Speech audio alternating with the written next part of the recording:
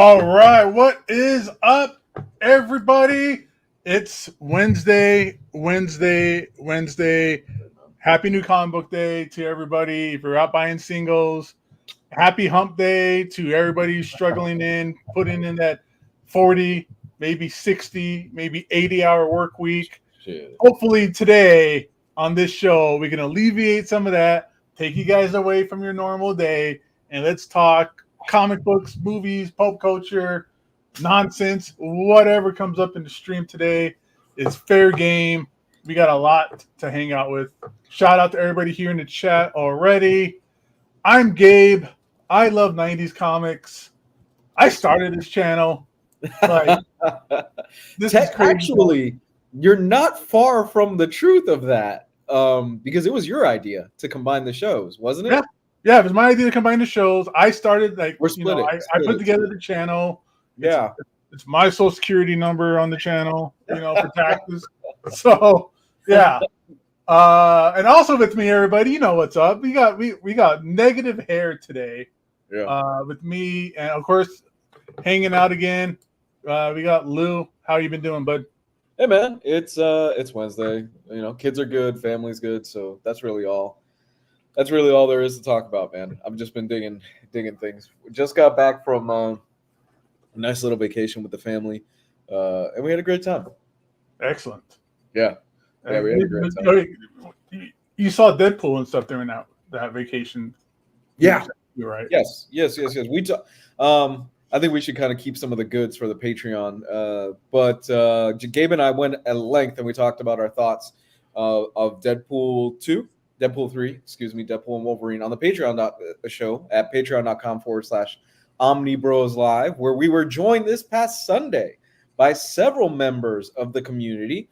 And we talked about San Diego Comic-Con. We talked about a whole bunch of stuff. So take a look at that, guys. There's a lot of content on there. There is about, what do you think, Gabe? 2-3 years of shows on there that you and I have done? Absolutely. Yeah, there's hours of content on there that Gabe and I have done on patreon.com/OmnibrosLive for $5 a month, guys. It helps the channel out. It really does. Highly recommend you check that out. Yeah, but we talked about Deadpool. We talked about San Diego Comic-Con and all that stuff on Patreon. Talked about my vacation, which great time. Had a great time. We did 3 parks on Wednesday. We did 2 parks on Thursday. And man, if you ever really want to feel like you're stuck in time and it's very apparent that they just don't give a fuck about it anymore, go visit Marvel Superhero Island at Islands of Adventure. Man, they don't care about that area at all, dude. What do you mean? It's just ghetto or what? It's stuck in time. They haven't updated anything in a long time. And not only that, it's kind of apparent they don't really take care of that area of the park as much anymore because I'm not sure exactly how the contract works with Universal, but it's very apparent that they're just like, whatever. Since Disney owns the rights, man. But part of me wishes that Disney here in Orlando could get the full theme park. I'm not entirely sure how the licensing stuff works for theme parks because I did the Guardians of the Galaxy ride at Disney. Holy shit, man. That thing is amazing. Is it Tower of Terror that they redid? Because that's how it is in Disneyland. Yes, no. It wasn't Tower of Terror. I forgot the ride that it was. But have you done it? Have you done the Guardians ride yet? I did I was there like opening weekend at Disneyland. Dude, how great is that ride? It's fantastic.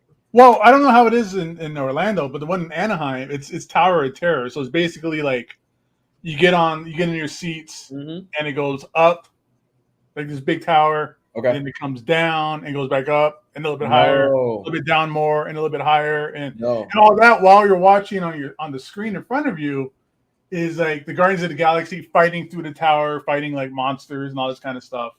There's one part where you go all the way up to the top and the building opens and you can see out over like Disneyland and all the lights and all the Anaheim and stuff, which is pretty cool. No, dude, this is a roller coaster. This is an indoor roller coaster, and it is a badass indoor roller coaster. They do a lot of cool shit with it. And there's different permutations as far as the songs you get and stuff like that. So each ride is a little bit different because you get a different song, and it's really impressive because right when you walk in to the area, it's not the Milano, but it's one of the Xandarian ships. I took a photo of it, and you can see it right there, and it's a full scale ship, so it looks really impressive. It's really cool stuff. So if you get a chance, and if you guys ever come down to Orlando, I highly recommend you make the line for it because it's very well worth it. Yeah, dude, that thing was fun, but it's also at the same time you realize when you hit a certain age, roller coasters fuck with your brain differently. I have not hit that wall yet. Okay, it got me at that Guardians of the Galaxy ride. I was like, "Let me sit down with some water here, real quick. Let me just." Oh no! Let me just have water. Let me kind of like get my bearings. Yeah, back in order again. See, here's the thing. I was concerned about that because I'm 30. I'm gonna be 35 in a few weeks. Next month. I'm like, man, I don't know if I could do it like I used to. I didn't have that problem. I went on the Velocicoaster, the new Velociraptor ride that they're pimping out at Islands of Adventure as like one of the most badass roller coasters, which it really is. It's an impressive as all get out roller coaster. I went on that thing, man, and I got off of it, and I did Hulk right after, and I was like, Hulk is a really old ride, and it's fun, but it's comparing apples to oranges because the Velocicoaster is so new, and it's got so many. It's designed so well, and you get on Hulk afterwards, and you're like, this thing's okay. Yeah, but I had a little bit of an after effect after Velocicoaster where I was a little shaken up, like, oh, wait a minute. But I was fine after a few minutes. So I might be on my way there. I hope I'm not because I love roller coasters, but we'll see. I mean, it's just like, all right, let's just go do something different between rides. Let's get something to eat. Let me throw up in the bathroom, like whatever. Like it hit me, and it might have just been like because it was late and it was hot. Yeah. Like, I don't know, but I remember like, oh, is this what they're talking about when you hit a certain age? Like your equilibrium kind of changes up or something. But, yeah. I see True Graphic Novel is asking if we enjoyed Deadpool. Yeah, I could give you that, man. I don't think we'll go into too many details because we talked a lot. You have to be a Patreon to know about it. Like, we'll talk about all this stuff all you want, but there you get to share your opinion with us. Yeah, we show clips of the movie that we can't show here. Yeah, exactly. Like, things like that. What did you give it, Gabe? Overall, you gave it what did you give it as far as a number? I don't like an eight, like a B minus. Okay. Like I thought it's great, it's fun, it's popcorn movie. It's a perfectly fine, great, exciting popcorn movie. Story's a little weak sauce. Things kind of just don't make a lot of sense to me in certain things, but I don't care. I'm there, and you get plenty of it. I'm there for Wolverine and Deadpool fighting and talking crap and going through adventures. Okay. And you get all of that in the movie. That's all I wanted, but it's not. And I don't see where Kevin Feige says that this is one of the most important movies timeline-wise, comparable to like Infinity War, Endgame. I don't see how that happened in the movie. Maybe I missed something. I don't know, but overall. Dude, I'll go see. I'm gonna go see it again probably this weekend. Like I haven't gone to a movie twice. Seen it twice in the theater in a while. Yeah, I'm gonna do it for Deadpool Wolverine. You know what? I'm in the same boat as you. I want to go watch it again this weekend. I want to take my wife. So, context: we had a bit of a long day because we had gotten out of Islands of Adventure and Universal Studios that afternoon, and we were walking out of City Walk, and we were about to go home. And I walked by the movie theater that they have there. And I look at my wife and my 13-year-old. My youngest was with the grandparents that day, and I said, "Hey, Deadpool and Wolverine is playing right now. Do you guys want to go see it?" And they both went, "Yeah, let's do it." And then it dawned on me about 5 minutes after that I said those words. We are exhausted. We just did fucking 5 theme parks in 2 days. I don't know if I'm going to be able to stay up for this. And we got in the theater, and there was I mentioned this on the Patreon stream. There was a level of excitement that I haven't felt in a movie theater in a long time. Mm-hmm. And I think that there is something special about when a Marvel movie is good and when there's a high level of anticipation and you are there for one of the first screenings and the theater is packed. It's just kind of it's a little bit of a special feeling that you don't normally get because everybody's really excited for it. And it's been a long time. I'm talking about since the last Spider-Man movie that I have gone to a Marvel theater, and you could feel the energy in the theater where everybody was like, I can't fucking wait to see this. I want to know what's going to happen in this. So I think that's really cool. My wife, she made it through about the first 15 minutes. We were exhausted and she was out. I was exhausted and I was able to watch the whole thing from beginning to end. And I was jazzed even after it. My 13-year-old was the same way. So that's great. I want to see it again this weekend. I really do want to go with my wife sometime in the next week or two so she could watch the whole thing. No, yeah, I just loved it. I thought it was just fun. It's a fun movie. It's what you want. It's a standalone movie. It's not really tied much to anything else. There's little things in it that's tied to it. Like they mentioned, some of the cameos, of course. Some things kind of do tie into the Loki series, but not really. Like it's there, but it's not like, oh, I totally missed Loki, so I don't understand any of this at all. I know Jess thinks this is a spoiler, but I think it's ridiculous. It's not. There is a lot of cameos in it. A lot. But it's not like it starts off being like cameo shotgun. Like it's cameo. Then later on you get a bunch of cameos and it's fine because it becomes a part of the story, right? Yeah, it works. Most of the cameos work within the context of what the story is and what they're trying to do with it. So I think that's why it really does work really well. Can you put a spoiler tag? Because I want to talk about one of my favorite cameos. And I think we both have the same favorite cameo that I didn't expect this one to happen.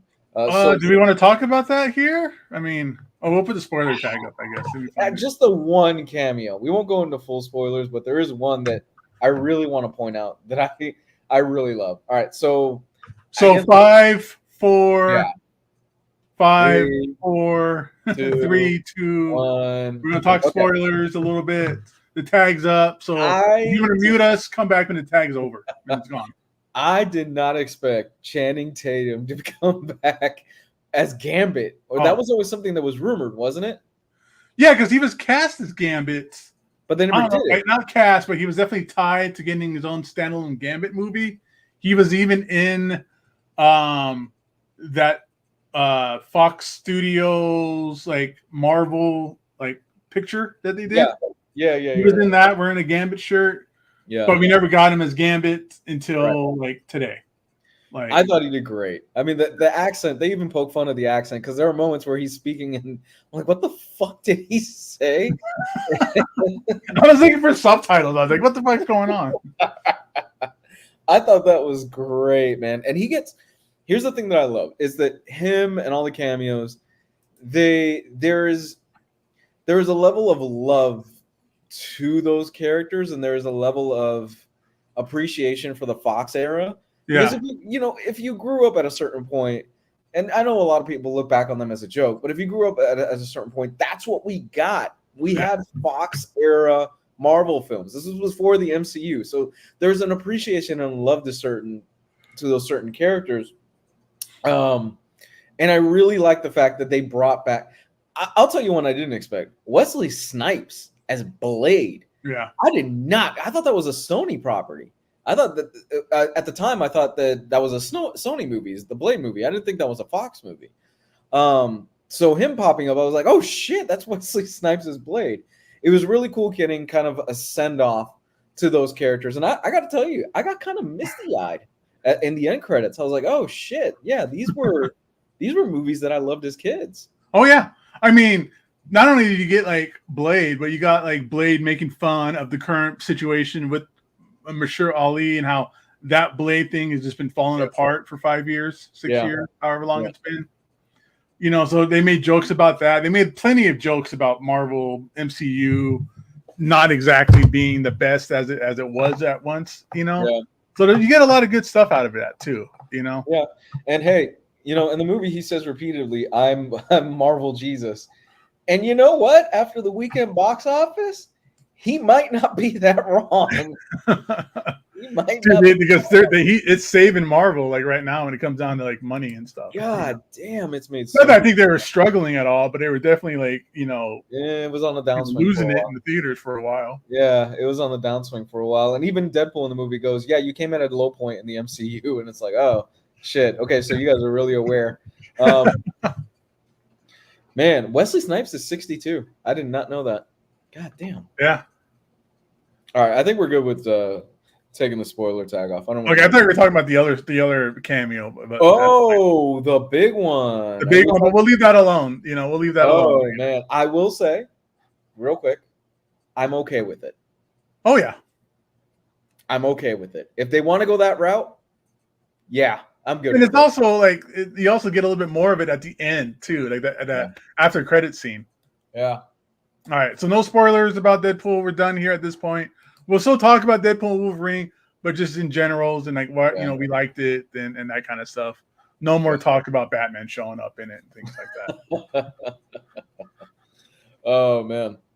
But overall, I enjoyed it. I'm not going to give it a number. I said it's probably my favorite of the three. I want to rewatch it. It's the funniest of the three. I love the intro, but I think it's the funniest of the three. Yeah, it's funny. It has heart. Like Wolverine's story has some heart. You don't really get much of it. Yeah. But that is kind of where like the humor kind of breaks. Like Wolverine is definitely like the joke killer. Like he's like, stop it, Deadpool. Like you're too much. Yeah. A serious situation I went through, this and this and this and that. I mean, other than that, like the villain was kind of whatever. Like she's whatever in it. Like it wasn't that big of a deal. Right. It's just a fun movie. I mean, it's Deadpool. Like there's, like you said, they're not advertising anybody else's movie. It didn't really lead into anything else. It's 100% standalone. So right. Which is I think one of the best parts about it. We need more. We need more of that. Also, we had the Eisners this weekend. I completely forgot about that. We could kind of pull some of these up. Well, we can talk about this. We're going to talk about Eisners. Motherfucking Transformers got two Eisners. Oh, yeah. Daniel Warren Johnson got it for writer and artist Deserves. On Transformers, absolutely. And Transformers in general got best ongoing series. Deserved. It's absolutely. It's really good. Where can they pick up these books, though? The ones that we're about to talk about. Yeah, that's right. You can always go to, let me pull up the banner piece, InStockTrades.com, everybody. Almost forgot about the ad. Thank you, Lou. InStockTrades.com is where you can get the Transformers trade paperback. Not only that, you can get all your omnibuses, all your collected editions, your manga, absolutes, epic collections, all your collected edition needs at InStockTrades.com. The number one spot for us, number one spot for everybody who watches this show. If you're new to the show, you should definitely make it your number one spot because you get up to 50% off, sometimes even more, especially on those red tag sales.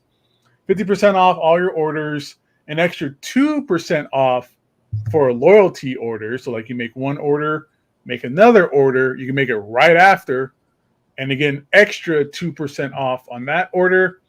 Free shipping in the United States on orders of $50 or more. They do give us a gift card that we do give out to one lucky winner once a month. That could be you. That can be you. That can be you. Open to everybody across the world. We do it once a month. It's a secret hidden show. We don't announce it. So make sure you watch us so you know when we're giving away that gift card. All thanks to InStockTrades.com. Best shipping, best customer service. Thanks for sponsoring the show forever. Nice. Yeah. All right. So we've got a few things. I'm going to warn you. I don't know half of these fucking books, or maybe 90%, maybe 90% of these books. But we'll go down the list and see what the chat thinks. So here's the full slate of this year's Eisner winners. Real quick, NFL dude. Yeah. He says Ed Piskor got a posthumous award for Hip Hop Family Tree Omni. Yeah, it's a shame that the guy had to die in order for people to accept his brilliance, right? In a lot of ways. It kind of sucks. Because Ed Piskor, I'm not even going to get into the other stuff. But Ed Piskor as an artist and a writer was brilliant. Oh, yeah. Hip Hop Family Tree, goddamn, that alone, most people would kill to have something like that under their with an original idea. Yeah. I've never seen that anywhere else before. Of course, like the X-Men Grand Design stuff that he did. Yeah. I love Red Room. WYSIWYG, going back a little bit. So it's good to see him getting some love at the Eisners. Too bad he's not here to unfortunately kind of accept it and enjoy it and celebrate it himself. Yeah, it's tragic, man. Tragic. But his work will live on. And I think further generations will look back and go, God damn, Hip Hop Family Tree. God damn, X-Men Grand Design. Those just seminal pieces of comic book stuff, man. Oh, my God. Best Graphic Album, New Roaming by Mariko Tamaki. I have no clue about that book. Best Graphic Album Reprint. This was Piskor's Hip Hop Family Tree, The Omnibus by Ed Piskor, and Wonder Woman Historia. So it was kind of a double whammy on this one. Best Graphic Memoir, Family Styles, Memories of an American from Vietnam. Don't know that one. Best Humor Publication, It's The Jeffverse by Kelly Thompson. Best Anthology, Comics for Ukraine, edited by Scott Dunbier. Best Publication for Teens, Danger and Other Unknown Risks by Ryan North. That's a name that I've heard a lot. He just did a Fantastic Four run. Best Publication for Kids, Mexikid, a graphic memoir. Best Publication for Early Readers, Bigfoot and Nessie, The Art of Getting Noticed. Best Short Story, The Kelpie by Becky Cloonan. Best Adaptation from Another Medium, Watership Down. Best Single Issue or One Shot, Nightwing 105. You can see what that one is. Yeah. Is that perspective one? That first person perspective issue, I wonder? I don't know. It is. Okay, it is. Yeah, I looked it up. Have you read this one? No, I have. I might have it in like a hardcover, but I haven't read it yet. But yeah, it's that first person perspective issue. So right on. Best Continuing Series. This is the big one that we both know. Transformers by Daniel Warren Johnson. Well deserved. That's a good book, dude. I'm good. It's too bad that some people didn't like it, Jess. But it's a fun ride, man. Best Limited Series, PP Poo Poo. Really? Okay. We talked about it on the show before. It's been on the solicits. Has it really? Oh, yeah. Best New Series, Somna, A Bedtime Story. Best Reality-Based Work, The Three Rocks, The Story of Ernie Bushmiller, The Man Who Created Nancy. No fucking clue. Best U.S. edition of international material, Black Sad, Volume 7. Jeez, they're already on Volume 7 of this stuff. Best U.S. edition of international material, Asia My Picture Diary. Best archival collection, strips, Dauntless Dames, High-Heeled Heroes of Comic Strips. Best archival collection project, comic books I'm not saying that word, Comics 75th Anniversary Edition. I'll say it says all Negro comics. Yeah, I'm not going down there. It's in the title, but you never know who's listening these days. Jesus. Best Mariko Tamaki. Best Writer/Artist, my man, Daniel Warren Johnson. Yes, sir. Best Penciler/Inker or Penciler/Inker team, Jillian Tamaki. Roaming. This book, Roaming, keeps popping up. Yeah, I want to check it out now. Okay. Best Painter Multimedia Artist, Sana Takeda. The Night Eaters, Her Little Reapers. Best Cover Artist, Peach Momoko. Okay. All right. Well. Obviously, we are not in touch with the awards here. Best Coloring, Jordi Belair. Batman. Nice. Prey. Yeah, Jordi's been working a lot. Best Lettering, Hassan Otsman. Hassan. There you go, buddy. Best comic-related periodical journalism, The Comics Journal 309. Best comic-related book, I Am the Law, How Judge Dredd Predicted Our Future. This sounds interesting. I Am the Law, How Judge Dredd Predicted Our Future. Huh. Best academic scholarly work, the Claremont run, Subverting Gender in the X-Men. Oh, cool. Best publication design, Bram Stoker's Dracula and Mary Shelley's Frankenstein box set, designed by Mike Kennedy. Best webcomic, Lore Olympics. Best digital comic, Friday, volume 7 through 8 by Ed Piskor and Marcos Martin. Ed Brubaker. What? Ed Brubaker. You said Ed Piskor. Fuck. Ed Brubaker. Yeah, wrong Ed. Ed Brubaker and Marcos Martin.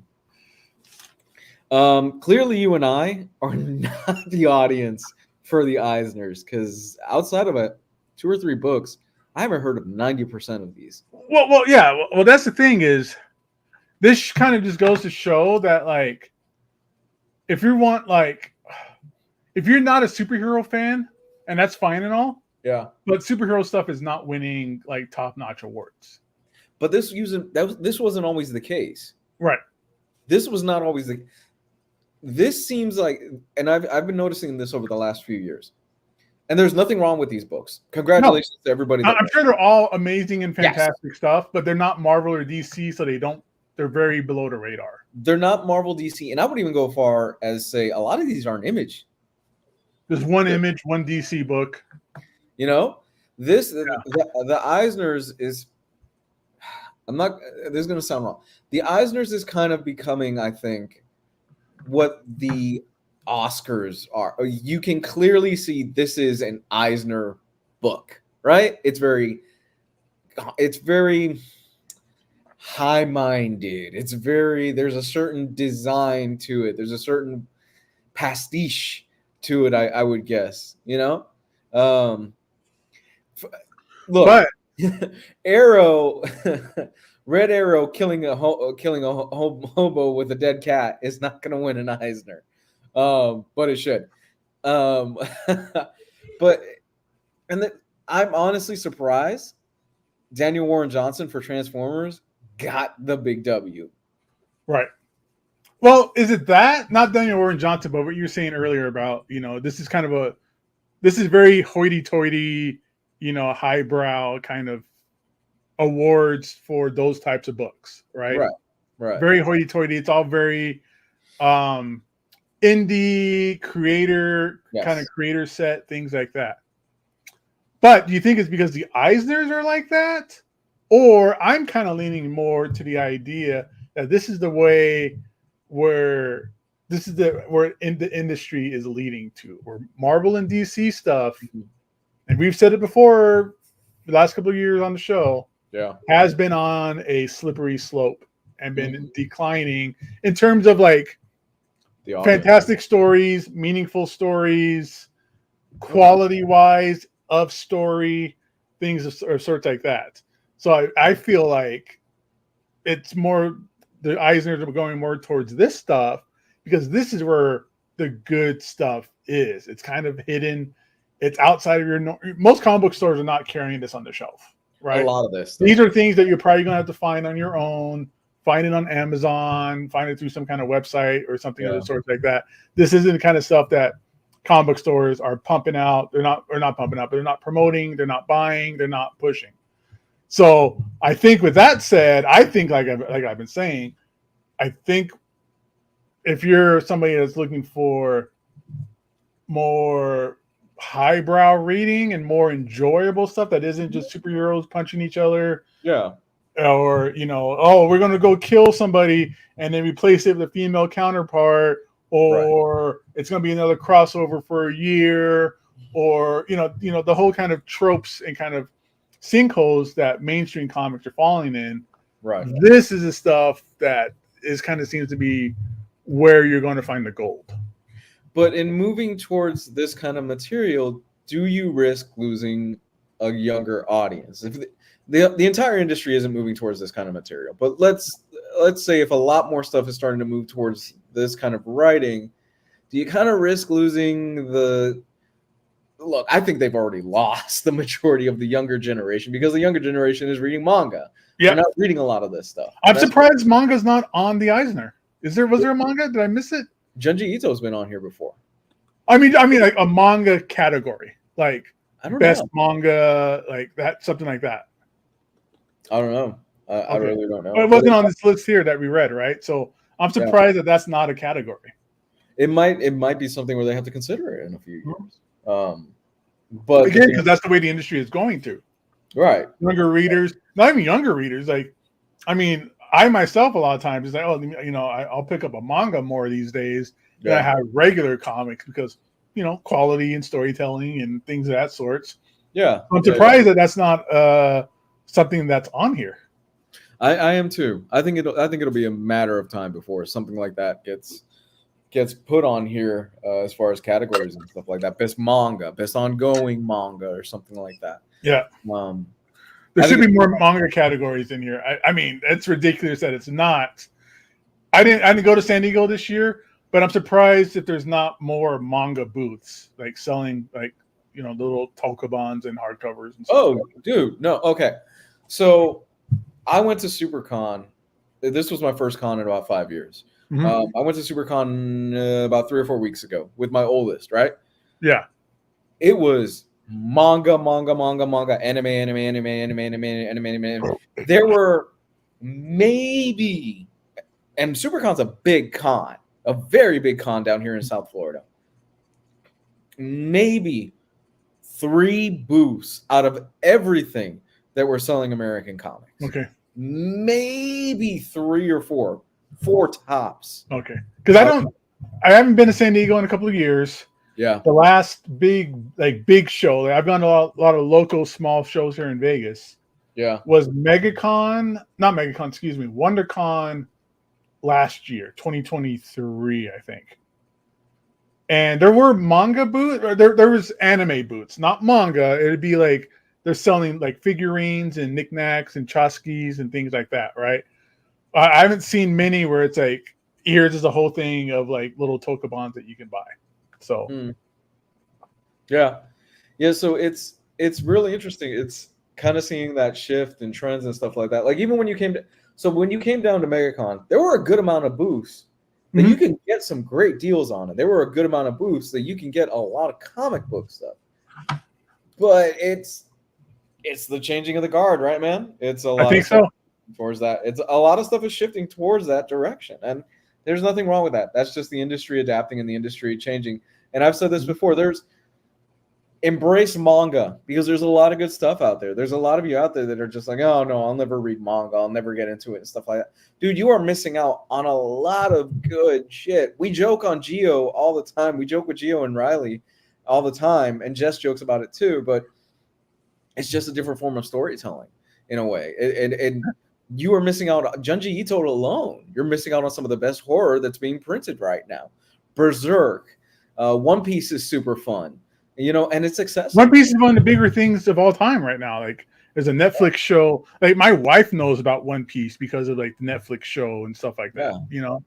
Yeah, there's a and that's the thing is like me and you have wives, and we always use them as kind of our commoner, you know, outlook of pop culture, right?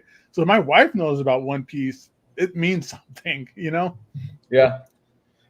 My wife knows about the same thing. My wife knows what Naruto is, and she doesn't care anything about manga or any of that. She doesn't care about anime or manga. It's just not her bag. So my wife loves Studio Ghibli stuff, you know. So she likes anime. Like she doesn't like anime. Like she hasn't sat around and watched like Dragon Ball Z or like, you know, My Hero Academia. We have watched Dragon Slayer together. Yeah. But she knows about Naruto too, just because that's like what, you know, like her nieces and nephews talk about, you know? Yeah.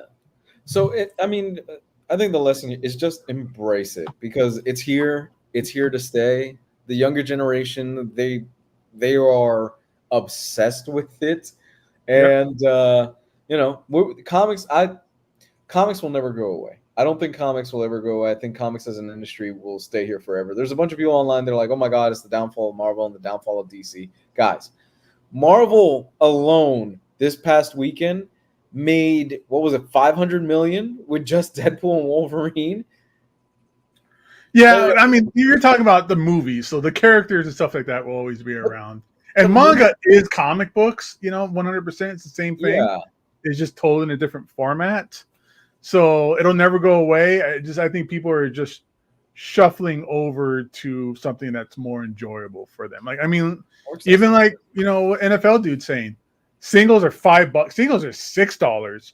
Like Yeah. first issues are $6, and they want to throw in that stupid QR code nonsense. God, that was Cheap graphic novels are $45. Comics have been for kids since the 90s. Kids are reading comics free since the webtoons has been around since 2015.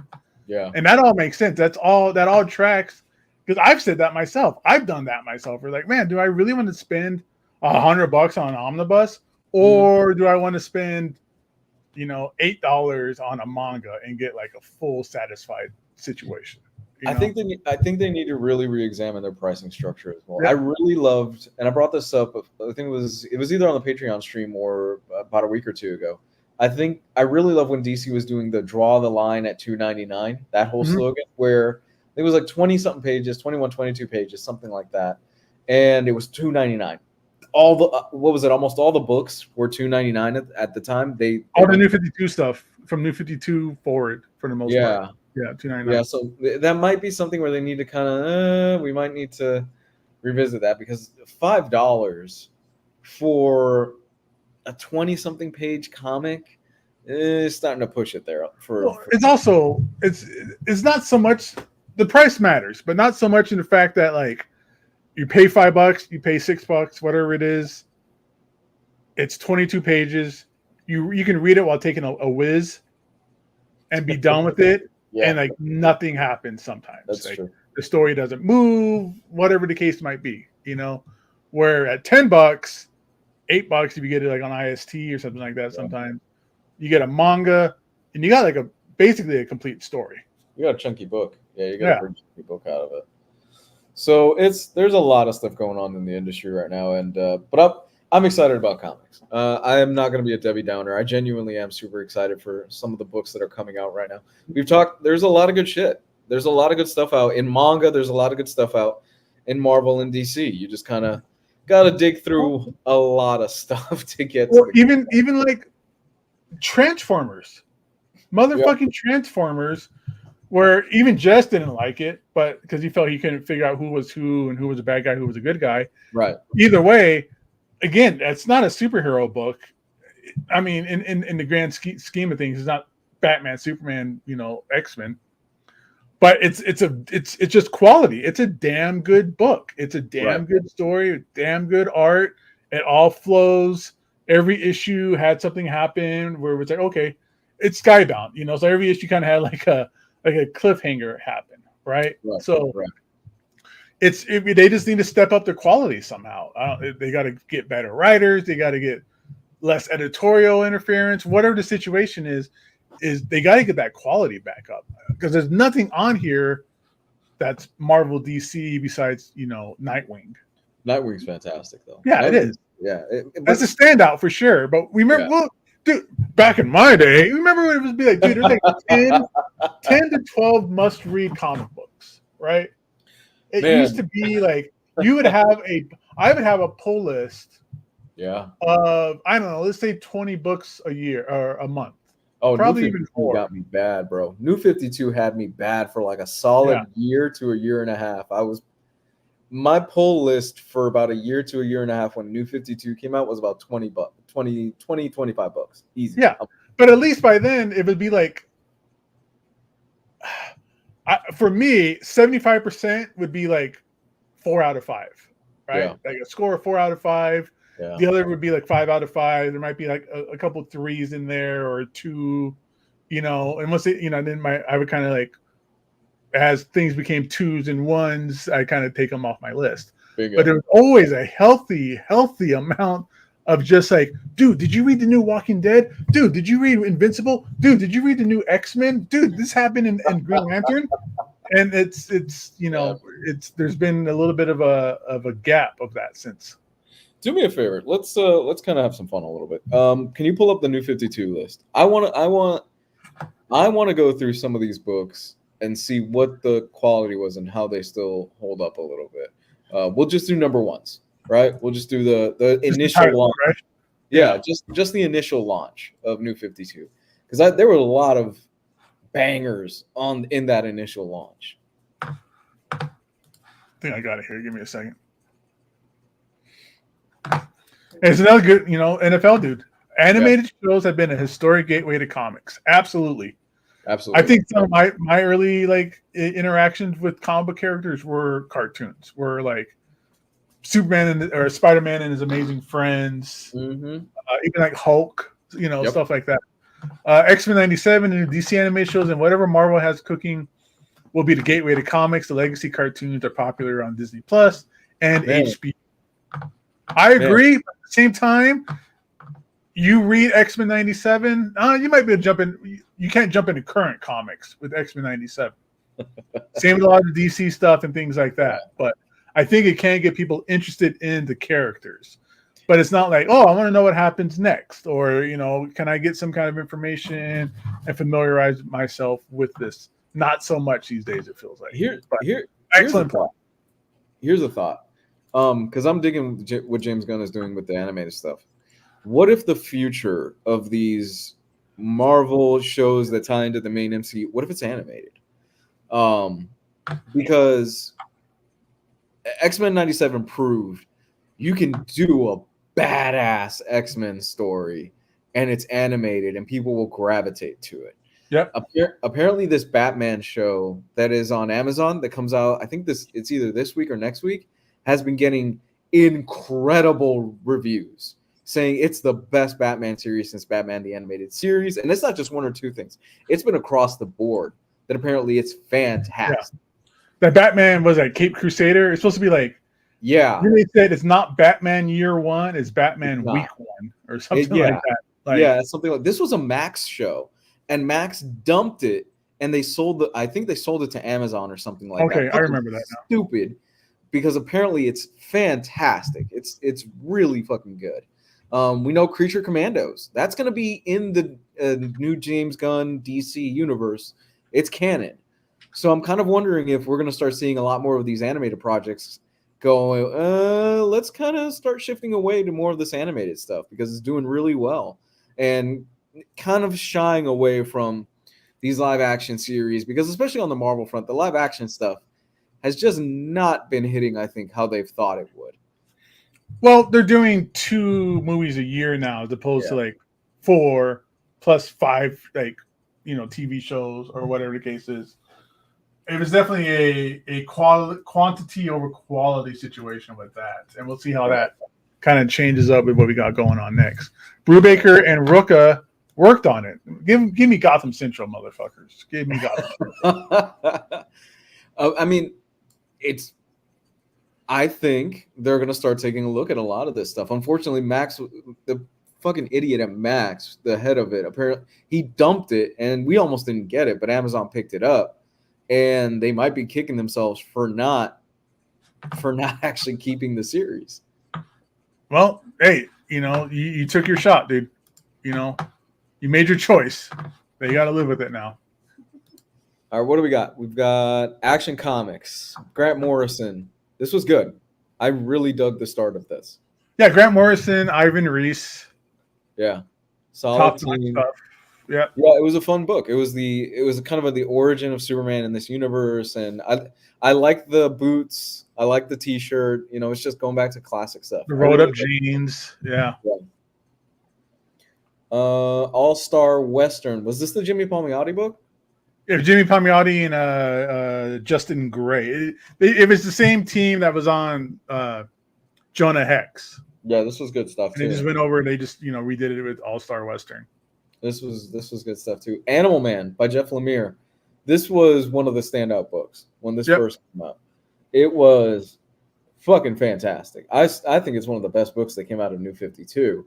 I remember reading the first issue going, what the fuck is this shit, man? It's so weird and it's so out there, because I had never read Animal Man before. But word of mouth was this was a standout book. I was in the same boat as you. I never read Animal Man before this, and I just read this because I was reading all the number ones, that came out, and I was like, this is one of the this is definitely was one of the top notch standout books. Aquaman, Jeff Johns, great book. Yep. Batgirl, Gail Simone. I never read it, so I can't judge it. Batman #1. This was obviously probably the biggest book out of the New 52. This is Scott Snyder, Greg Capullo. What else is there to say about it? I mean, it's Court of Owls, Death of Court the of Owls. Family. Yep. You know. Yep. And for an entire generation, that's going to be their Batman. Easy. That's an easy one. Batman: The Dark Knight. Never read it. Batman and Robin. Another standout book. This was the Paul Tomasi. Was this Peter Tomasi? Tomasi. Yeah. Peter Tomasi. This was Peter Tomasi. This was a very solid book. This kind of it not gave new life to Damian Wayne, but a lot of people really started liking Damian Wayne, I think, from this book. Batwing #1, didn't read it. Batwoman, this was J.H. Williams. Yeah, I don't think Batwing was one of the original launch titles. This is like a second wave, I think. Maybe. Yeah. Am I wrong? I don't remember.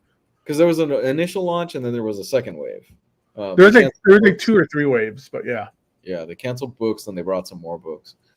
Batwoman #1, J.H. Williams. I never read it. Birds of Prey, didn't read it. Blackhawks, didn't read it.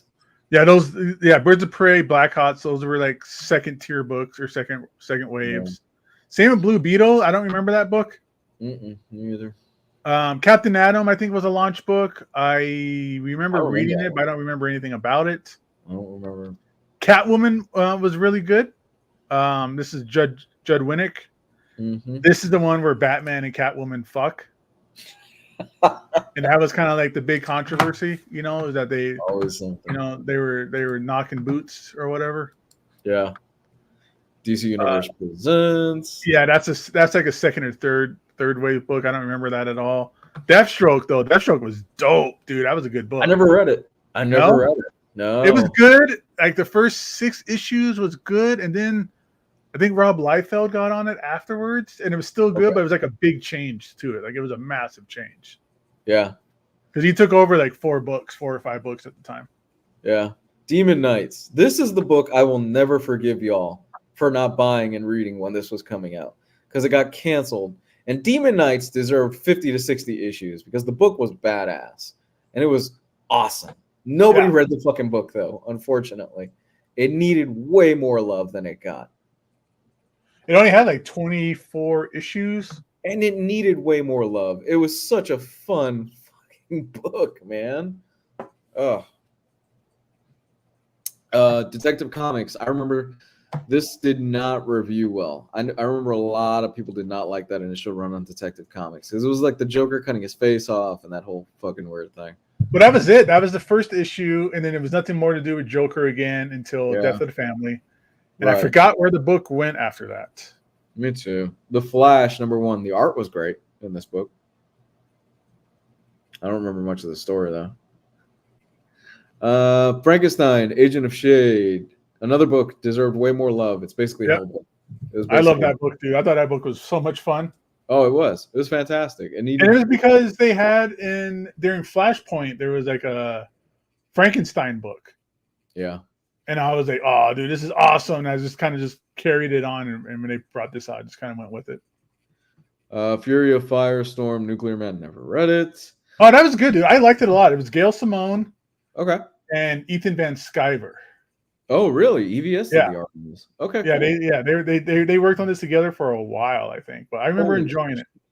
What a combination of a writer and team, right?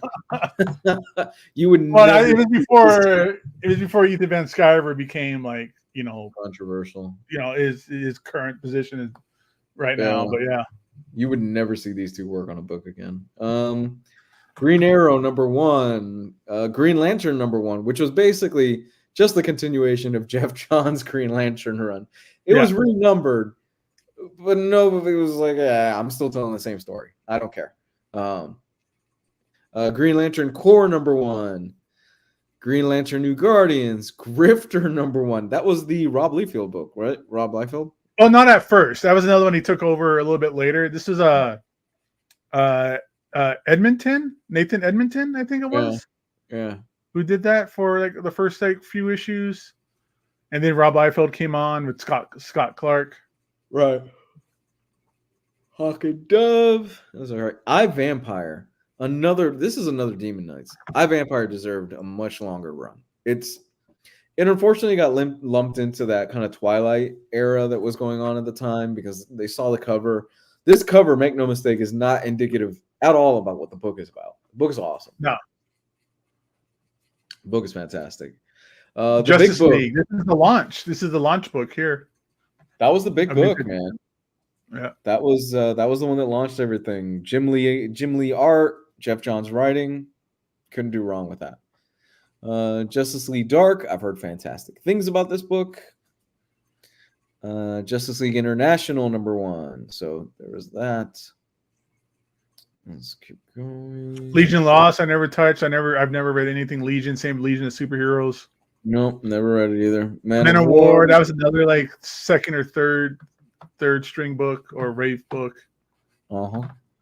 Mr. Terrific, I think, was another like second or third wave book. Mm-hmm. Nightwing was great though. Nightwing was good. OMAC. I enjoyed OMAC. I thought OMAC was a lot of for like the 8 issues they got. This is one of the first ones that was on the chopping block. Yeah, unfortunately. OMAC was really fun too. Yeah. Dan DiDio writing it. Mm-hmm. Damn it. Keith Giffen. I think it's Keith Giffen doing the art. Very Jack Kirby art in it. Mm-hmm. Oh, excuse me. Red Hood and the Outlaws. This is an infamous book. This book was not good. Not good at all. However, apparently it gets much better the second time they rebooted this book or something like that. Just swears by the second run of this. And I read a little bit of it. It wasn't bad. Red Lanterns #1. This was, you got to remember, this was a time when the Green Lantern Corps had like 8 books. They were the X-Men at the time. Every corps had its own book at the time. This is coming out right after Brightest Day and Blackest Night. Yeah.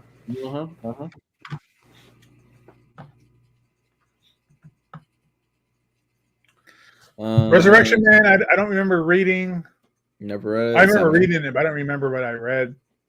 Stormwatch, #1. Savage Hawkman, I didn't read. Static Shock, I didn't read. Stormwatch was kind of cool. It just was like it was trying to be like the Catalyst book, where like this is where all the crazy stuff happens that kind of affects the rest of the universe, but I don't think it ever went anywhere. Mm-hmm. Suicide Squad was really good. I remember these first couple of books or issues were really fantastic. Now, Superboy was one of my favorite books out of this series. The first wave, yeah, where he was just like a found cyborg, yeah, and he was kind of like a bad guy. Oh man, it was really good.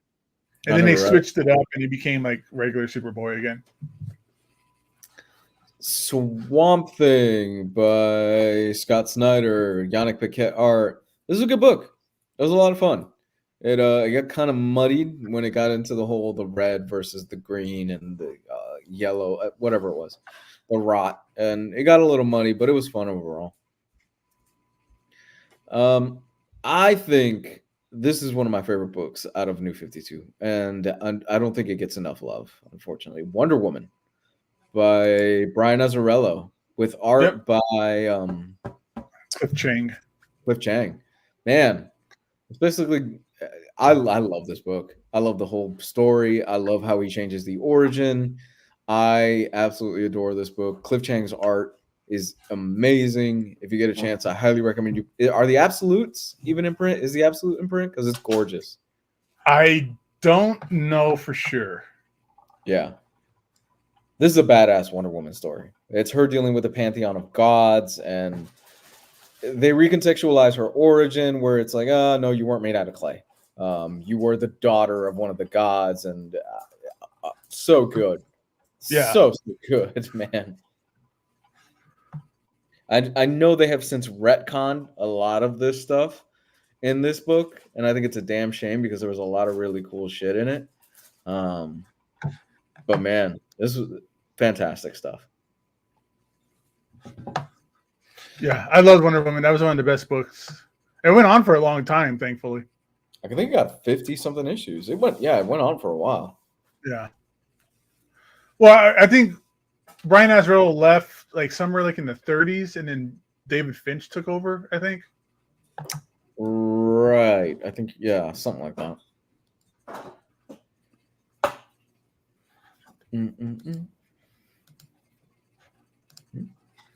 All right, so let's see here. Anything else you want to talk about from San Diego over the past week? I mean, we talked about the Galactus stuff and the Fantastic Four stuff on the Patreon stream the other night. Yeah.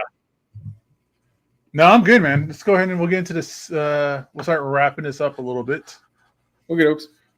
All right, everybody. So one last time, shout out and much love to InStockTrades.com, sponsor of our show tonight and every night, where you can get all of your collected edition wants and needs from their website from 40 to 50% off, sometimes more, 2% on loyalty orders.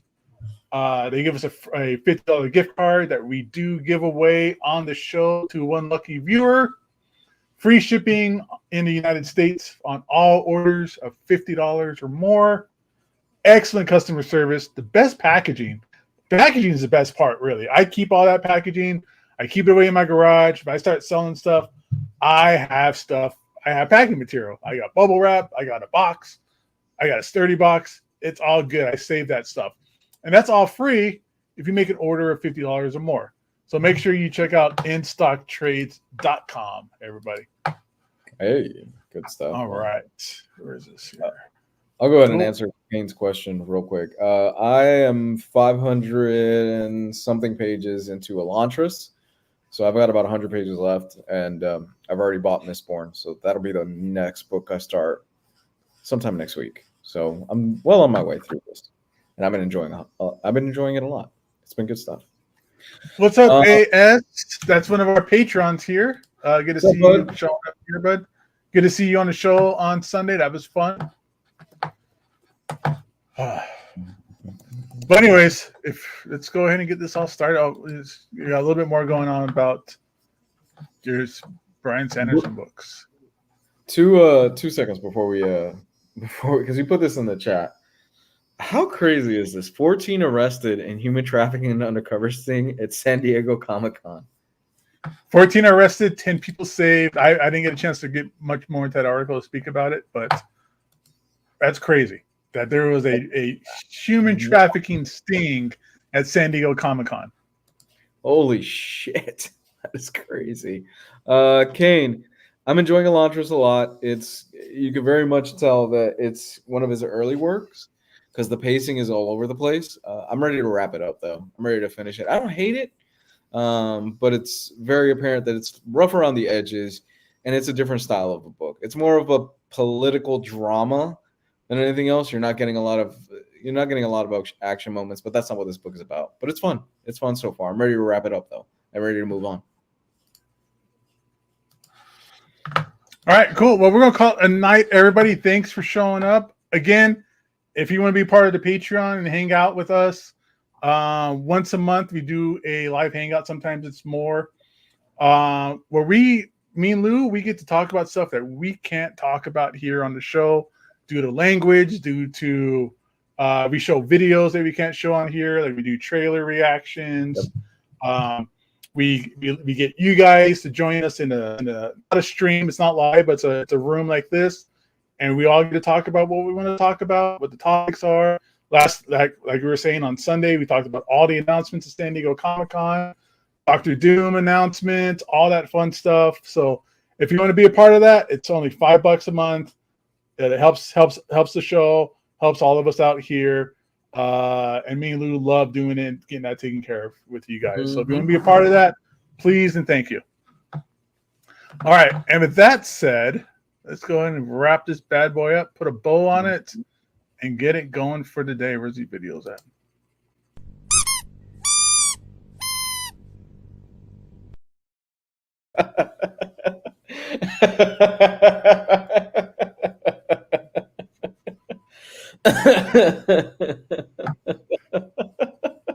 You're so silly.